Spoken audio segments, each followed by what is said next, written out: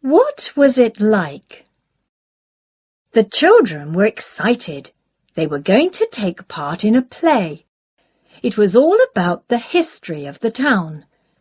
The play was going to be held in the park, and the children had to rehearse their scene. "I hope we don't forget what to do," said Chip.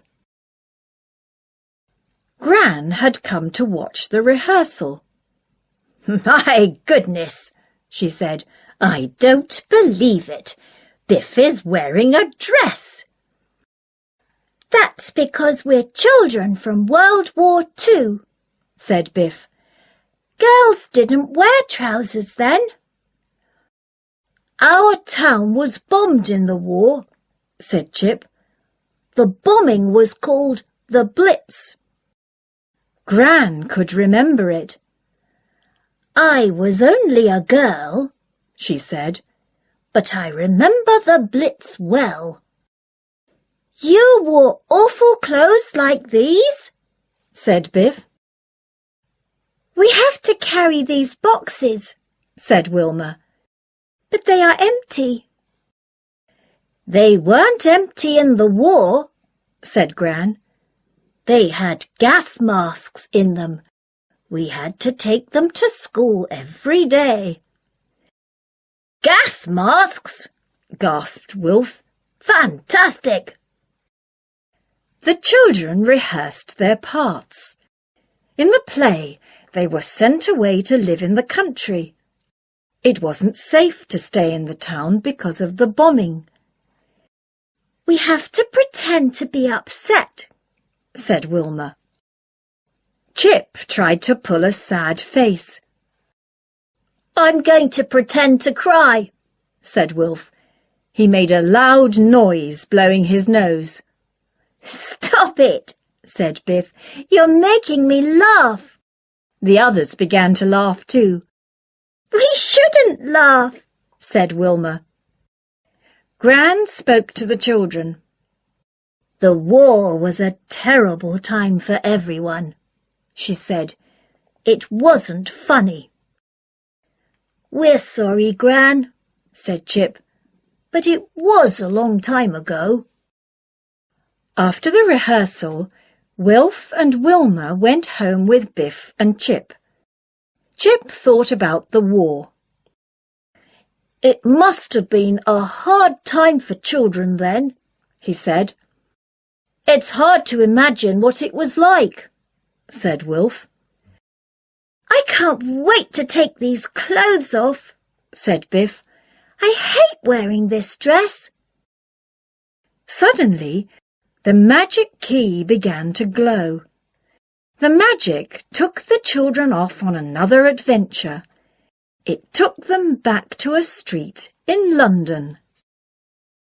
"We've come back to the war," gasped Chip. "This looks like the scene in our play." They saw a little boy all by himself. "I was with my school," said the boy, "but I got lost. May I come with you?" Suddenly, there was a long wailing sound. "That's an air raid warning," said Wilma. "It means we're going to be bombed."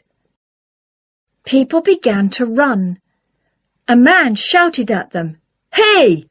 he yelled. "Get into the shelter!" Everyone went into the shelter. Above the shelter, bombs were landing. Everything rocked and shook. "I'm scared," said the little boy.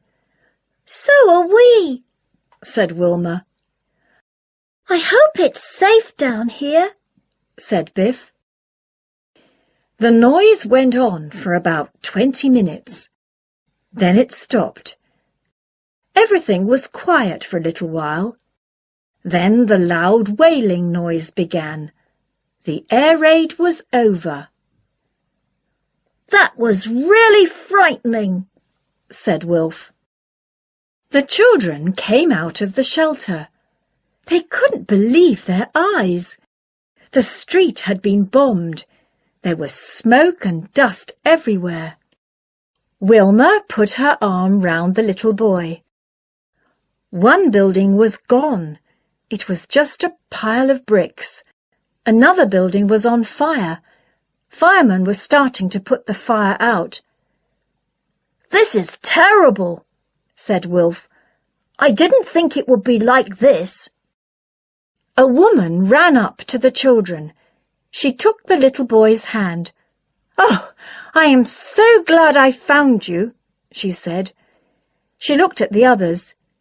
"You must all have got lost too," she said. "Come on, the train will be leaving soon." The station was crowded with children. They all had gas masks, and they looked upset and unhappy. "We are being sent away," said the little boy. "It's because of the bombing. It's too dangerous to live here." A woman gave them all a brown paper bag. Wilma looked inside hers.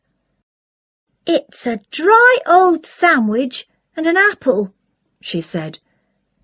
"But no sweets or chocolate bars." "Of course not," said the woman. "What did you expect?" A man blew a whistle. "Gas masks on," he ordered. "And don't worry, there is no gas. This is just a practice." "We don't have gas masks," whispered Chip. "We only have empty boxes." Wilf opened his box. Inside it was a gas mask. They all had gas masks in their boxes. "Oh, I can't believe it," he gasped. "Hurry up!" shouted the man crossly. "You must put them on quickly." Biff hated wearing the gas mask. It felt tight and uncomfortable. It had a funny smell, and it felt hot. When she talked, her voice sounded funny, and the gas mask steamed up. She couldn't wait to take it off. "Ugh!" said Biff. "That was terrible. It was so hard to breathe in that gas mask." The man blew his whistle again. It was time to get on the train. All the children had to line up. The little boy began to cry.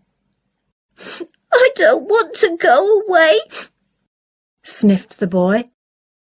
"I don't even know where we're going." "But it's not safe to stay," said Chip. "My mum has to stay," said the boy. Wilma gave the boy a packet of tissues. "I've never seen tissues before," said the boy. At last the train came in. "It's a steam engine," said Wilf. The train puffed out smoke, and it made a clanking noise. As it stopped, it gave a loud hiss. Smoke and steam filled the air. The grown-up began to call the children's names out. Then they were told to get on the train. "I don't think our names are going to be called out," said Wilma. "They don't know who we are." Wilma was right. The man came across to them. "Why aren't you on the train?" he asked. The woman looked at her list. "There shouldn't be anyone left," she said. "I don't know who these children are." "We can't leave them behind," said the man. "We can find out who they are later, but we'll have to split them up." "We don't want to be split up," said Biff.